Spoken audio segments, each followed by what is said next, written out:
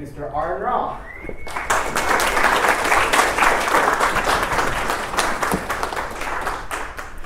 Thank you very much, everybody. This is going to be the first time I've ever given a speech with a mask on. So feeling a little bit awkward and estranged at that. I haven't decided whether it's appropriate or ironic that the Secular Student Alliance has asked me to encourage the students of Texas Tech to become involved in community politics, because y'all are mostly millennials and Gen Zs. But I'm a boomer. And I'm told that my generation is the cause of all our problems. And I only recently discovered that I'm a boomer. My mother was born in 1942 during World War II. So she and I always thought that she was the boomer. But it turns out the baby boom actually began in 1946, a year after the war ended. And she didn't know this herself until like last week, but she was actually part of what was then known as the silent generation. Likewise, I was born decades after the war, or after the war began. So I thought I was some later generation. Depending on which metric you look at, the cutoff can be 1961 or 1963, and I was born in 62. So by some sources, depending on which one you're reading, I'm both a boomer and part of Gen X. And when I was a little kid, before I ever heard of the term Generation X, I remember seeing something on TV that was saying that my generation should be called the me generation, because already in the early 70s we were recognized as being extremely selfish. We weren't interested in pooling resources or working toward a common goal. That sounds too much like socialism. Instead, it was all about me, me, me. What about my privilege, my rights? What have you done for me lately? What's in it for me? And why should I care about other people who aren't me, especially when they're not even exactly like me? And what is personally frustrating about that is that my generation was born into the promise of a great future, more amazing than had ever been envisioned before. And that's the saddest thing about us now.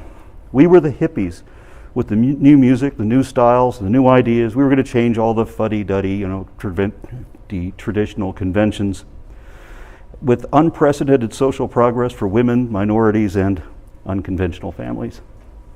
Representative of my generation was the TV show Brady Bunch, An Unconventional Family.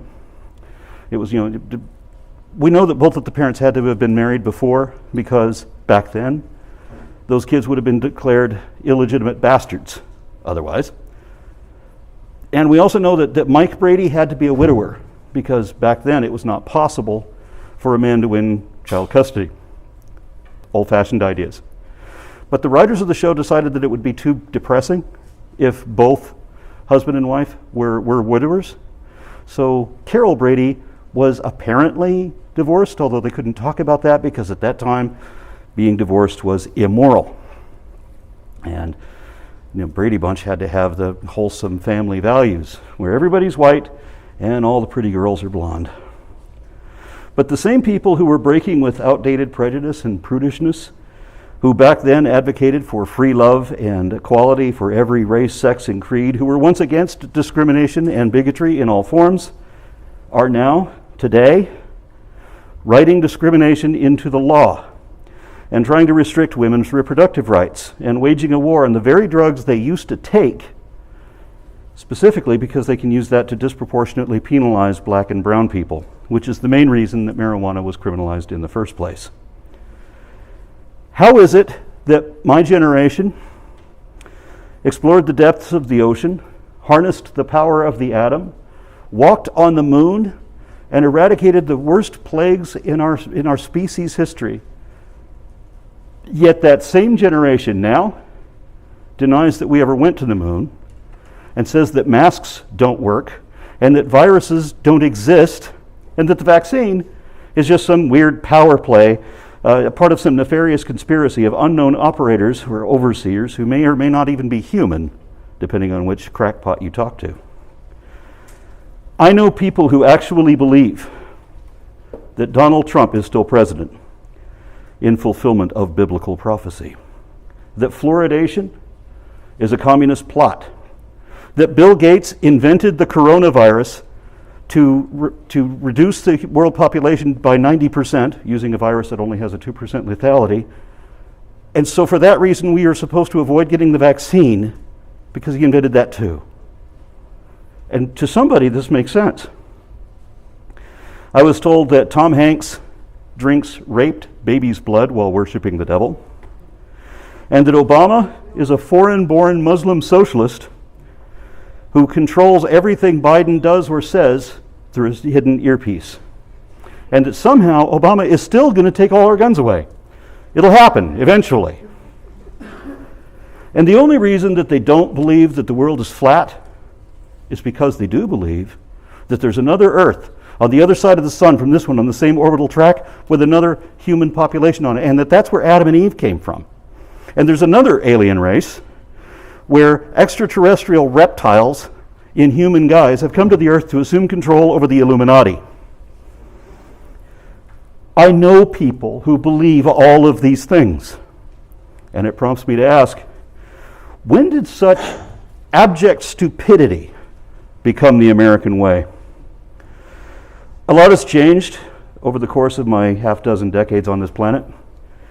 When I was born, it was illegal for a white man like myself to be married to a woman like my wife who is not all white. When being half white isn't white enough. You have to be all white to be white at all. And that's because of the Racial Integrity Act of 1924, which was proposed by a Democrat who also advocated for Jim Crow laws, very similar to what the Texas Republican Party has just pushed through our Congress last week, or very recently anyway. Today's Republicans are the Democrats of a century ago, and vice versa. If I was an adult in the year I was born, 1962, I would have been a proud Republican then. Back when Arizona Senator Barry Goldwater, a Republican presidential candidate and a staunch conservative, defended women's right to abortion for the sake of their bodily autonomy.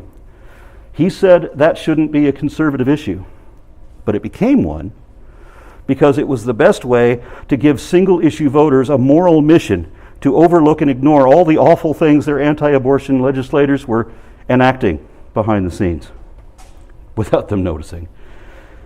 And if you let the people keep their guns too, then they feel safe and they don't recognize how many other rights are being taken away. Back then, Goldwater also warned us that the religious right were trying to take over the Republican Party. He said, "Mark my word, when these preachers get control of the party, and they're sure trying hard to do so, it's going to be a terrible damn problem. Frankly, these people frighten me. Politics and governing demand compromise, but these Christians believe they are acting in the name of God, so they can't and won't compromise. I know. I've tried to deal with them." See, until that time, the Democratic Party had always defended the institution of slavery. And every member of the Ku Klux Klan back then was a Democrat, where every member of the Ku Klux Klan now is a Republican. And most black voters are Democrat, where very few, if any, were back then, obviously, because there was a shift in the mid-1960s when Republicans and Democrats swapped a lot of their positions or their policies. It wasn't all at once, and as their paths crossed, there was a time when they were very close together and hard to tell apart. Richard Nixon, for example, his administration proposed a family assistance plan similar to universal basic income. And Jimmy Carter, a Democrat, is also an evangelical Christian, like Republicans typically are now. Ronald Reagan, a hero among Republicans, while he was president, consulted with a psychic, just like the leftists are accused of today, and he endorsed strict gun control, including an assault weapons ban, which he signed specifically to disarm black people. There were Black Panthers protesting with machine guns outside. And he said there is no reason on the street today why a citizen should be carrying loaded firearms. And that was in 1967 when he was governor of California. Compare that to today's Republican legislators in Texas, who just recently passed the open carry law so that any adult can carry loaded firearms regardless of competence or training. But since then, the two parties have moved apart in different directions. In the quarter century that I've been a dedicated activist advocating for secular science education, Every bill proposing discrimination in hiring or housing based on race, sex, sexual orientation, gender identification, ethnicity, or religious belief. Every attempt to redistrict and otherwise restrict voting rights, especially targeting black and brown people. All of the censorship of education to instead teach misleading falsehoods in science, sex, or social studies, always promoting the religious bigotry of white Christians. Every proposal to spoil wilderness areas with industry or suburban areas with fracking, or to eradicate wildlife, or to pour industrial waste into public water supplies. Every policy objecting to critical thinking or subjecting religious freedom. Every threat against women's reproductive rights, gay rights, the rights of immigrants, asylum seekers, and all other legislation undermining any of our constitutional rights, especially each of the several separate attempts to subvert every single provision of the First Amendment. All of these things that I've seen throughout my activism have always ever come from right-wing, Republican, conservative Christians. Yet they think they're the ones who are being oppressed if they can't wield their religion to oppress other people, to enforce their restrictions on everyone else's lives. Things change, parties change, and individual people change. When I was your age, I was a New Age spiritualist because I was born in California in the late 60s, early 70s. So I believed in UFOs, astral projection, mental telepathy, ESP, clairvoyance, spirit photography, telekinetic movement, full trance mediums, the Loch Ness Monster, and the theory of Atlantis. Everything required to be a Ghostbuster. I don't believe in any of that anymore, and I'm embarrassed that I ever did. The reason I mention it to you is because I'm concerned that some of you may become your own worst enemy 20 or 30 years from now. Winston Churchill reportedly said that if you're not a liberal at 20, you have no heart. If you're not a conservative at 40, you have no brain. Churchill never actually said that, but conservatives like to tell us that he did. So figure out what the truth is and how to distinguish actual factual truth from mere empty assertions of emotional opinions or prejudicial bias. Figure that out now while you still can, before you get set in your ways, so that you'll become who you should be, and that you'll still be proud of who you were now when you reach my age. I used to think that what I thought of as spiritual revelations were the truth, in which case every lie is the truth to somebody, such that that word doesn't mean anything anymore, especially since the Hebrew Bible, the Christian Testament, the Quran of Islam, the Kitab-i-Iqdas of Baha'u'llah, the Hindu Vedas and the Mahabharatas Bhagavad Gita, the Avestas of Zarathustra, the Adi Granth of the Sikhs, the Book of Mormon, and the Urantia book are all declared by some of their devotees to be the absolute truth and the revealed word of the one true God, and believers of each say that all the others are deceived. And since all these assertions of absolute truth are mutually exclusive, and they all contradict each other, then at most only one of them even could be the truth. And since none of them can show the truth of their insane assertions, then it's far more probable, that all of them are deceived, at least to some degree. So I've since figured out that the truth is what the facts are, what we can show to be true, not whatever else we assume or imagine beyond or instead of that. Though there are many things that may be true that we don't yet know, we cannot say that they are truth or fact or knowledge until we can show how we know that. And that said, if I am to be honest, I have to tell you that the truth is that there is no truth to any religion, but there's a hell of a lot of lies in all of them. Think about it. Every religion cites facts, alleged facts, that are not really facts, all while pretending to know things no one even can know. In any other application, this would be called lying. Only in religion are baseless assertions of empty speculations hailed as revealed truth. You don't have to take my word for it. You can investigate it yourself and see that I'm right once you realize that there is not one tenet that any religion teaches that they can show that they got right and that everybody else got wrong. Because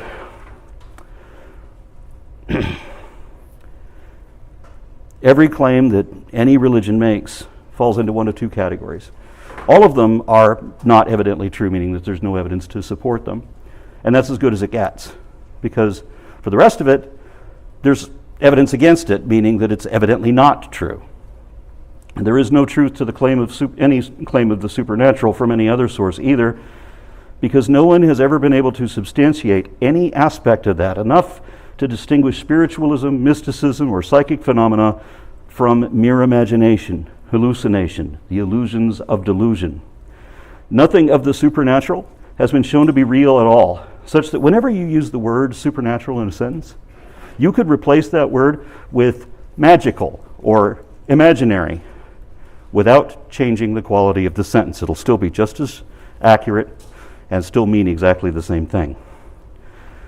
The scriptures are man-made mythology written by superstitious primitives who obviously had no idea what they were talking about.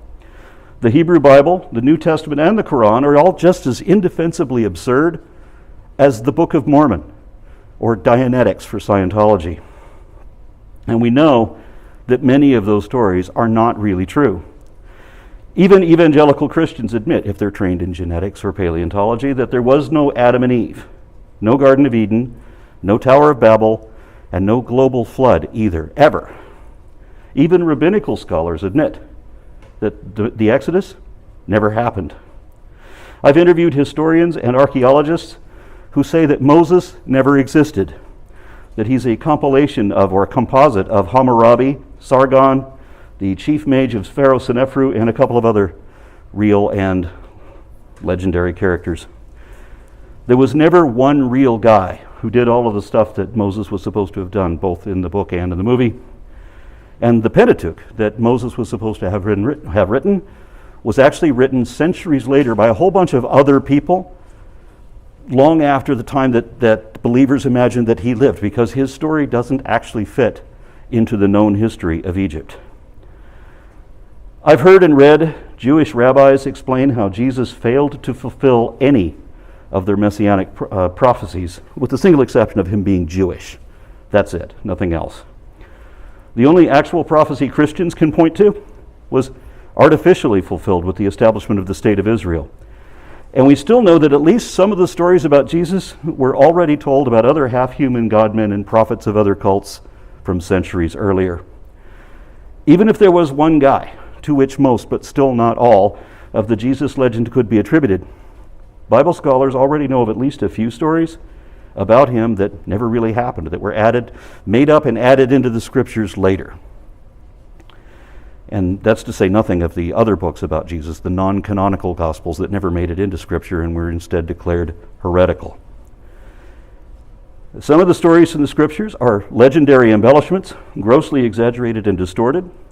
Some are just fables with not even a kernel of truth to them, and very little, just a precious few verses, count as wisdom in a tome full of irrational, ignorant, bigoted, superstitious stupidity, savagery, slavery, misogyny, and abusive, genocidal evil. The Bible is not a good book. And the Quran is somehow even worse. You don't have to believe me. You don't have to believe your own eyes, nor what the facts tell you either. You can deny reality and make believe whatever you want to believe, which is what religion is all about. I've heard many admissions from believers that they reject scientific evidence, that they believe on faith instead, and that they hope that their faith is strong enough to keep believing even when their eyes tell them otherwise. As the songwriter Tim Minchin put it, science adjusts its views based on what's observed. Faith is the denial of observation so that belief may be preserved. Friedrich Nietzsche said that faith is not wanting to know what is true, and one of Mark Twain's books said that faith is believing what you know ain't so. And I think each of these writers got it right. If I say that I believe something, it means that this is what I think is truest or closest to the truth, but I don't know because I can't show it. Whereas believers are called believers because they make believe as a conscious act of will, of mind over matter, the power of positive thought to convince themselves of things that are not evidently true or even possible. So faith is the power of pretend, and that's fine for some people, not me. I reject faith as the most dishonest position it is possible to have, that any belief that requires faith should be rejected for that reason. It is inherently autodeceptive and not a reliable path to truth at all. And that's why every faith goes off in different directions, but every science always points to the same reality. Remember that because of the religious right and their immersion into paranoid propaganda, our deeply religious governor refused to allow mask mandates, and consequently more Texas students tested positive for COVID-19 last week than at any time in the last school year. There's no reason for him to force that to happen, but the religious right doesn't use reason.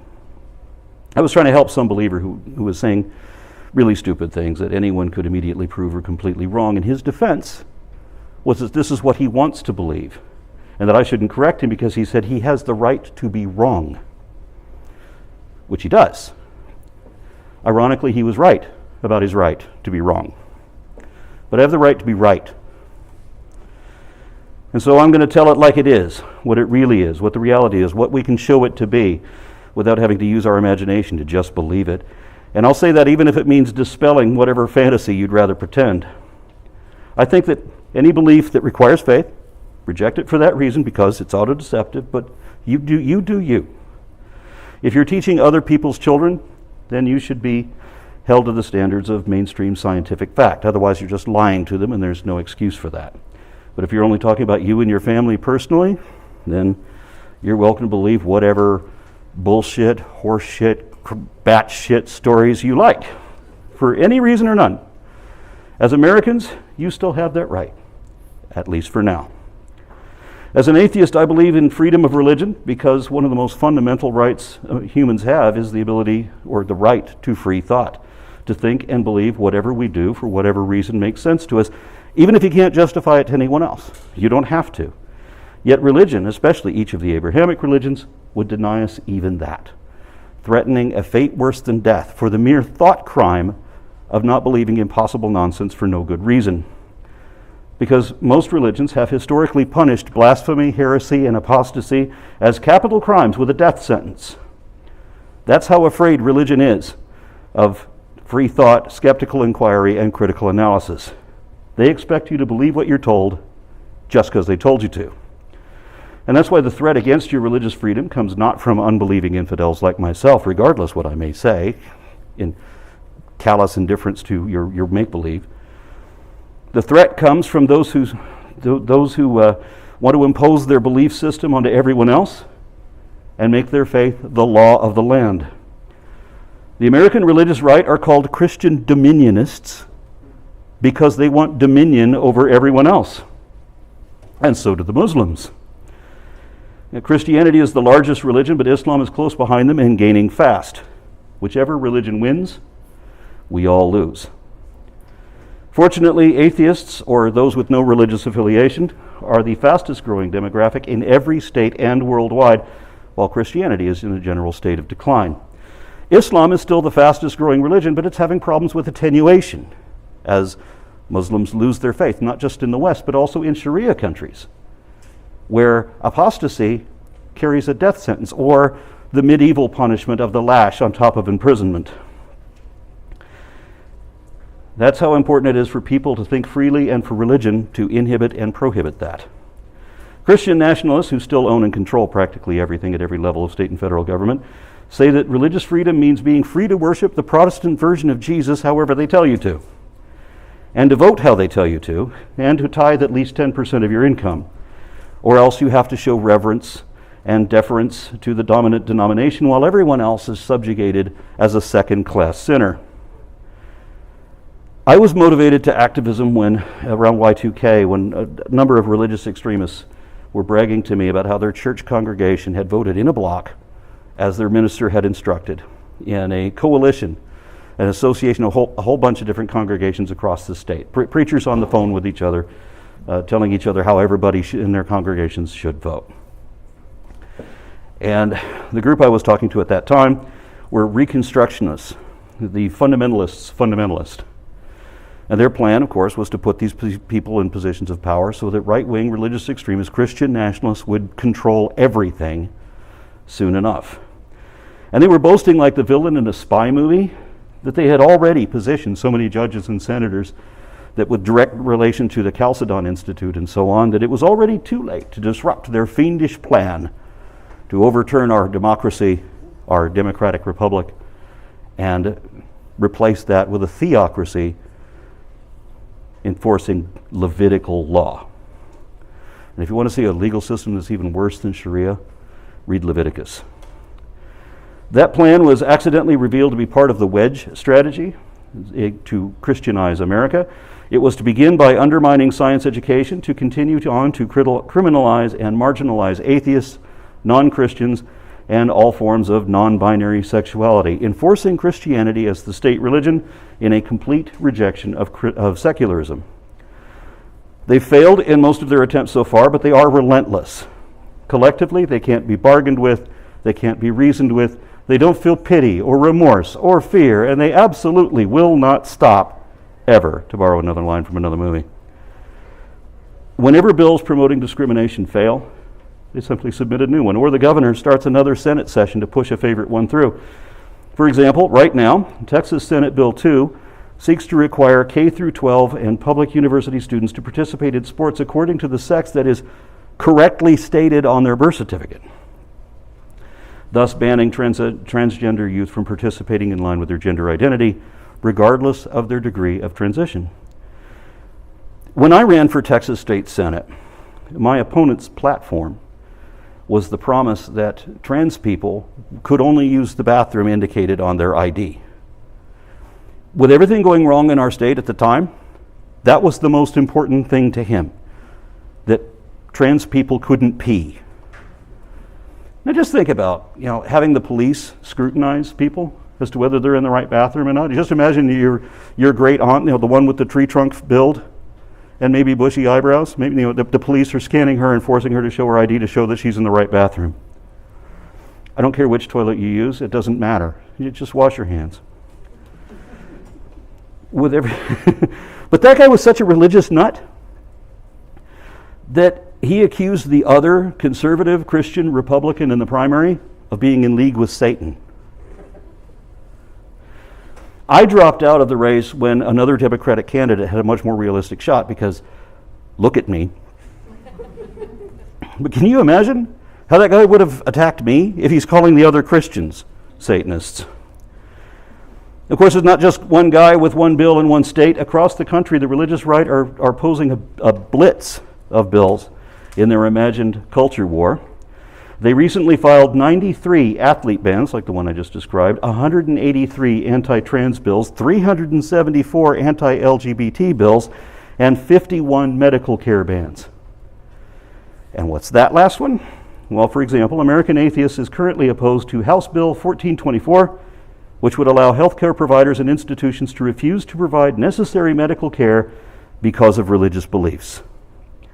The argument put forth by American Atheists is that there is simply no evidence that healthcare workers are regularly forced to provide health services that violate their religious beliefs. In fact, the opposite is true. Hospitals and other healthcare institutions regularly accommodate the desire of workers to avoid certain certain procedures that do not align with their religious beliefs. The number of instances where a worker has purportedly been forced to engage in such activities unwillingly is shockingly low. At the federal level, the Department of Health and Human Services Office for Civil Rights reports that between 2008 and 2016, only 10 complaints were filed with healthcare workers related to religious belief. Texas already has a denial of healthcare laws that allow providers to refuse to provide abortion-related care regardless of their beliefs. And today, the Texas Senate voted on SB 4, which bans abortions after just 7 weeks. I don't yet know what the result of that was. That's happening now, I think. And this anti-abortion rhetoric is confusing to me because the Bible certainly endorses abortion a bunch of times, especially in Numbers chapter 5. If passed, HB 1424 would expand these provisions to allow providers to opt out of any other medical procedure because that procedure conflicts with the provider's ethical, moral, or religious beliefs. And that means that under this incredibly broad exception, a receptionist will be able to refuse to check in a patient who is receiving care they disapprove of, for example, a single woman receiving pregnancy care, an overweight person receiving care for heart disease, a person living with HIV, a young person getting a vaccination, or a smoker receiving care for lung cancer. All of these have different religious excuses. Hospitals will be able to restrict a doctor from performing gender confirmation surgery, fertility treatments, or HIV pre-exposure prophylaxis.